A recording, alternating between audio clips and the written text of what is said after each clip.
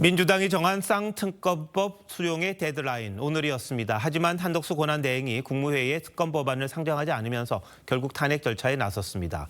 권한대행에 대한 탄핵 소추 초유의 일인데요. 정치부 장세희 기자와 관련해서 더 얘기 나눠보도록 하겠습니다. 장 기자, 오늘 민주당이 탄핵 추진을 공식화하고 오늘 바로 발의하겠다 이렇게까지 이야기했었잖아요. 그러다가 2시간 만에 일단 보류한 거죠. 왜 바뀐 겁니까?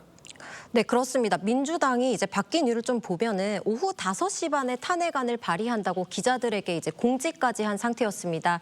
기자들도 탄핵안 제출 장면을 취재하기 위해 국회 의원가 앞에서 기다리고 있던 상황이었습니다. 그런데 약 10분 정도 늦게 나타난 민주당 지도부가 돌연 연기 입장을 밝힌 겁니다. 그럼 보류 결정이 급작스럽게 났다 이렇게 봐도 되는 겁니까? 네, 민주당은 한 권한대행이 특검법 수용과 헌법재판관 임명 문제와 관련해 여야 타협을 주문한 걸 두고 사실상 한 대행이 거부 의사를 밝힌 걸로 해석하는 분위기입니다. 당장 오늘 탄핵안 발의를 예고한 것도 더 이상 협상 가능성이 없다는 당내 강경파의 목소리가 반영됐던 겁니다. 하지만 오늘 바로 탄핵안을 발의하는 것에 대해선 이재명 대표의 반대 의지가 강했던 걸로 알려졌습니다.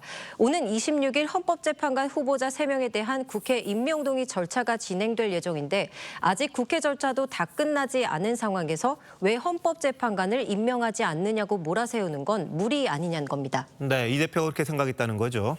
자, 그런데 어제 이 시간에도 좀 전망을 해드렸는데 결국 특검법보다는 헌법재판관 임명 여부가 탄핵 추진의 그 열쇠다 이렇게 봐야 하는 건가요? 네, 맞습니다. 민주당 입장에선 한 대행 탄핵으로 결국 헌법재판관 임명이 늦어질 경우 윤 대통령 탄핵 심판이 차질을 빚을 거란 우려를 하지 않을 수 없었을 겁니다. 또 대통령 직무가 정지된 상황에서 권한대행까지 탄핵 소추하는 데 대한 정치적 부담도 있었을 걸로 보이고요.